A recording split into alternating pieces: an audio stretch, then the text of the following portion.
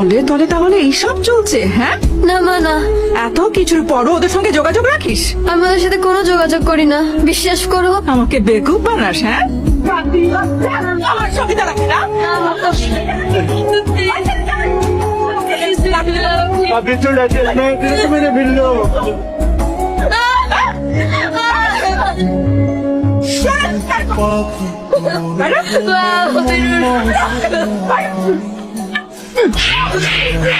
মানুষ নাকি মানুষ হয় না? দেখুন, রোগী শারীরিক এবং মানসিকভাবে খুবই বিপর্যস্ত। সে ভয় এবং ভীতির মধ্যে রয়েছে। তাকে দিয়ে জোর করে কথা বলানো ঠিক হবে না, তাহলে আরো বিপদ বাড়তে পারে। আপনি কেন এসেছেন? আপনার মেয়ে জীবিত আছে কিনা তা দেখতে এসেছেন? আমি আপনাকে বারবার সাবধান করেছি, কিন্তু আপনি কথা কানে নেননি। দেখুন তার পরিণতি, আপনার নিজের সন্তান আপনাকে দেখে ভয় পাচ্ছে। মিস্টার সাইম, আপনি একজন সাকসেসফুল বিজনেসম্যান হতে পারেন, কিন্তু বাবা হিসেবে আপনি ফেইলিউর।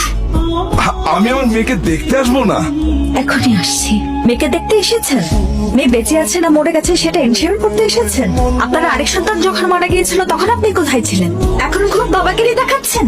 বাবা হিসেবে আপনি কমপ্লিটলি ব্যর্থ এবং আপনাকে সেটা মেনে নিতে হবে।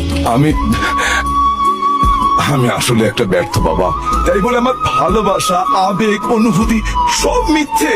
হ্যাঁ, আমি আসলেই ব্যর্থ। আমি আসলে একটা ব্যর্থ বাবা, আমি আসলেই ব্যর্থ। অ্যাডভোকেট মাহবুব। হ্যালো, আমার ছেলে হত্যার আসামির বিচারের আয়োজন করা হচ্ছে। কি বলা উচিত? হ্যাঁ, কংগ্রেচুলেশন। মানে ক্ষতির বিনিময়ে ক্ষতি দিয়ে ক্ষতিপূরণ।